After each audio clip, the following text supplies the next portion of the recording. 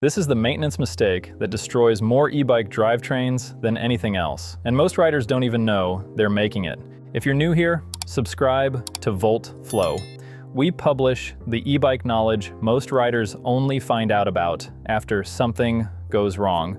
Your e-bike motor is putting forces through that chain that a regular bicycle never could. Every time you engage pedal assist, the motor amplifies the load on every single link. Not by a little, by a factor that engineers account for when they spec drivetrain components for electric bikes specifically. That's why e-bike chains, cassettes, and chain rings exist as a separate product category. The tolerances are tighter, the materials are different, the demands are higher. And yet the way most people treat their chain, spray some lube on it when it squeaks, maybe wipe it down once in a while, is the same way they treated a $300 commuter bike in college. That approach works fine on a regular bike. On an e-bike, it is a slow, quiet way to destroy a drivetrain worth hundreds of dollars. Here's why. A standard bicycle chain lasts somewhere between 1,500 and 3,000 miles under normal riding conditions. That number is well documented. Drivetrain manufacturers publish it. It's the baseline. On an electric bike, that baseline doesn't apply. Under motor-assisted riding, which is most of the time, the chain is absorbing amplified torque on every power stroke. Studies from drivetrain manufacturers and data from high-mileage e-bike commuters consistently show e-bike chains wearing out in half the time. Some riders on full assist in daily commuting report needing chain replacement in as little as 800 miles. Half the lifespan, roughly double the wear rate on every ride. That alone should change how seriously you take this, but here's the part that makes it expensive. A worn chain doesn't just break, it wears everything it touches. The cassette, the chain ring, the derailleur, pulleys. On a mid-drive e-bike, the kind where the motor shares the drivetrain with the chain, neglecting the chain doesn't stay a $15 problem. It becomes a $200 problem, sometimes more. And it happens with no warning, no error code, no noise, until there is noise, and by then, the damage is done.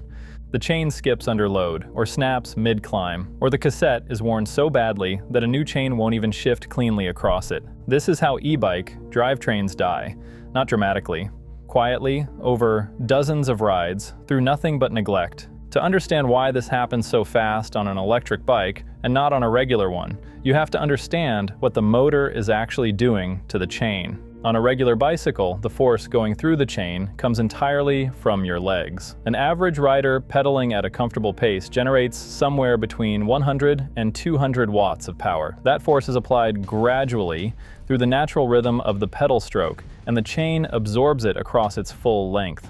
A mid-drive e-bike motor changes that equation fundamentally. Mid-drive motors, mounted at the bottom bracket, directly in the drivetrain, add their torque to the chain before it reaches the rear wheel. A typical mid-drive motor produces between 50 and 80 Newton-meters of torque at the crank. Some performance models push past 100. That force hits the chain on top of whatever your legs are contributing, and it does not feel the same as human pedaling. It is more abrupt, more concentrated. It loads individual links differently than smooth human cadence does. Over time, that repeated concentrated loading does something specific to the chain. It accelerates the microscopic wear at each link pin and roller. Every link rotates around a tiny pin as it engages and disengages with the cassette teeth. Under normal pedaling force, that pin wears slowly. Under motor torque, applied hundreds of times per mile, every mile, it wears faster. The tolerances open up, the chain stretches, and a stretch chain no longer meshes cleanly with the cassette teeth it was designed for. Hub motor e-bikes are different. On a hub motor setup, the motor drives the wheel directly. The chain only carries human pedaling force. Wear rates on hub motor drivetrains are much closer to a regular bike. If you ride a hub motor e-bike, the stakes here are lower. The process is still worth doing, but the urgency is not the same. If you ride a mid-drive, and the majority of quality e-bikes on the market today are mid-drive, everything in this video applies to you at maximum intensity. Now, if you've maintained bikes before, you probably have habits. Some of them transfer, some of them are actually making this worse. The first one to drop, WD-40. WD-40 is a solvent and a water displacer. It was never designed as a lubricant. On a regular bike, it will temporarily quiet a squeaky chain and then dry it out completely within a few rides, leaving metal grinding on metal. On an e-bike, With higher speeds and motor torque amplifying every point of friction, that process is faster and more destructive. If you have been using WD-40 on your chain, stop. That's the first step. The second habit to break: lubing without cleaning first. This one is everywhere, and it looks like the right thing to do. The chain looks dry, you add lube, you move on. What you've actually done is layered fresh lubricant on top of old grease, road grit, and metal particles. And that mixture doesn't protect the chain. It becomes an abrasive paste, and that paste, sitting between your chain links and your cassette teeth, grinds deeper into the drivetrain with every motor-assisted pedal stroke. You are not maintaining the chain. You are sanding it from the inside. And the third mistake, using the wrong type of lube. There are two main categories: wet lube, thicker, more durable, better in rain and mud, but attracts more dirt over time. Dry lube, cleaner, better in dry conditions, but wears off faster under load. For most e-bike riders, in most conditions, a quality wet lube is the right call. The motor torque and average speeds demand something that stays put. In dry summer conditions, a wax-based lube can work, but it needs more frequent reapplication. The brand matters less than the type, and both matter less than the process. Here is the process. Before anything else, check chain wear. This requires a chain wear indicator, a small tool that costs around $10 and will last you years. Hook it into the chain. If it seats at the 0.5 mark, you're due for a clean, and you need to monitor closely. If it drops in at the 1.0 mark, stop here. The chain needs replacing before any cleaning or lubing will help. Running a stretched chain will destroy your cassette, and no amount of maintenance reverses that. This check takes 30 seconds. There's no reason not to do it every time you clean the chain. Catching a worn chain at 0.7 is a $15 fix. Catching it at 1.2 after it has already been grinding into the cassette for 2 months is a $150 fix. The tool costs $10. Use it. Assuming the chain is still serviceable, degrease it first. Shift to your smallest cog and smallest chainring to give yourself maximum chain slack. If your bike has a master link, and most modern e-bikes do, remove the chain entirely. You will get significantly better results than trying to clean it in place. A chain that comes off the bike can be soaked, agitated, and fully flushed. A chain cleaned in place gets a fraction of that treatment. Apply a proper bicycle degreaser. Not WD-40, not household solvent, not dish soap. A bicycle-specific degreaser, used in a chain cleaning tool, the kind that clamps onto the chain with internal brushes, will pull grit out of the link internals that a rag alone will never reach. Run the chain through it until the degreaser stops running dirty. On an e-bike chain, this step takes longer than you expect. The motor torque drives contamination deeper into the link rollers. The grit is not sitting on the surface. It is packed into the pin and roller interface where the wear actually happens. Push through it. Change the degreaser in the cleaning tool if it turns black quickly. Keep going until the runoff is close to clear. Rinse with clean water. If you're cleaning the chain on the bike rather than removed, keep water away from motor connector ports. Sealed motor housings handle incidental moisture fine, but a direct rinse at the connectors is asking for a corrosion problem down the road. Then let the chain dry completely. Not mostly dry, completely dry. This is the step most riders skip in the interest of getting back on the bike, and it is why their lube doesn't hold. Lubricant applied to a wet chain gets diluted and flushed out before it ever seats properly. If you are in a hurry, a clean rag and compressed air will get you there faster. If you are not in a hurry, leave it for an hour. Once dry, inspect. A clean chain is the only time you can actually see what's happening in there. What you are looking for is specific. Stiff links first. Run the chain slowly through the cassette by hand, one link at a time, and watch for any link that does not flex freely as it bends around the pulleys. A stiff link will cause a visible hesitation, a tick, or a jump as it passes through.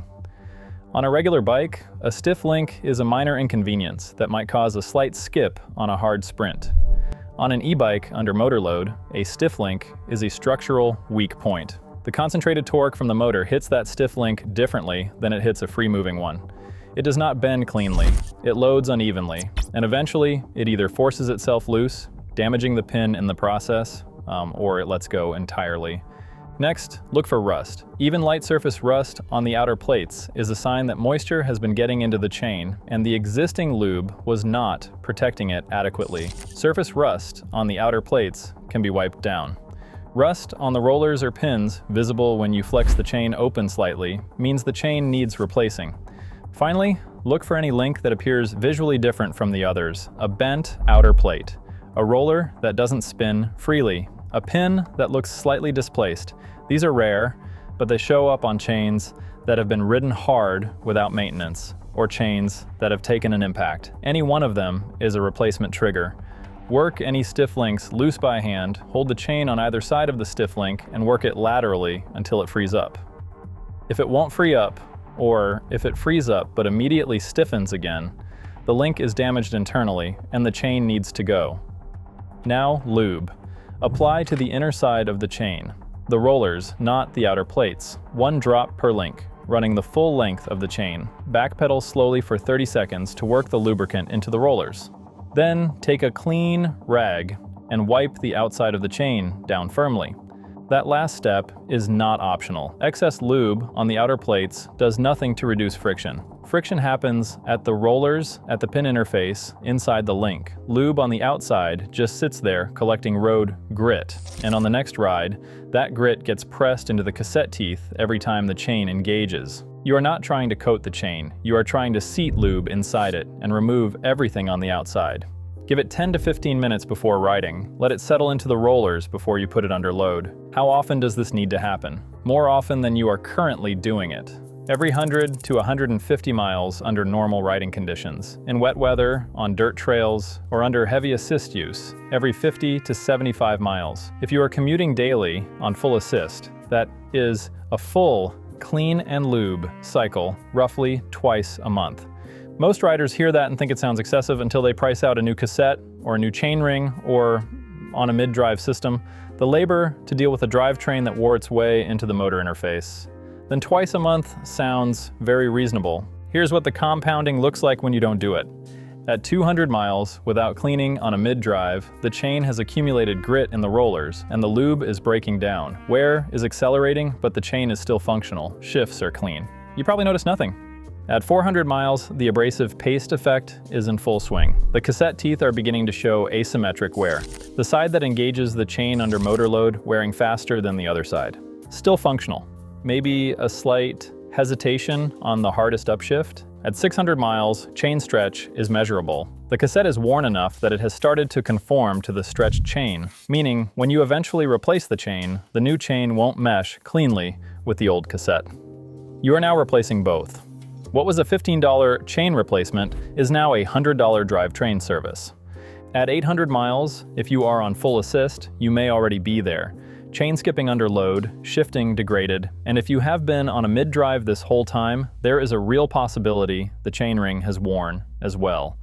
A wipe down and lube check after a long ride takes 3 minutes. A full degrease and relube takes 20. The math is not complicated. Set a mileage reminder. Build it into your routine. The riders getting 8, 10, 12,000 miles out of an e-bike without major drivetrain work are not doing anything special. They are doing exactly this, consistently. There is a version of e-bike ownership where the drivetrain is never the problem, where the chain is quiet, the shifts are clean, and the motor delivers every watt it was built to deliver without fighting a worn, contaminated drivetrain to do it.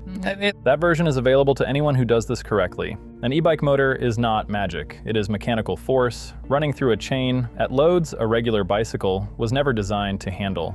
The chain is not a background component. On an electric bike, it is one of the highest wear items on the entire machine. Treat it that way and it will last. Ignore it and and you will hear about it at the worst possible time, somewhere you did not want to stop.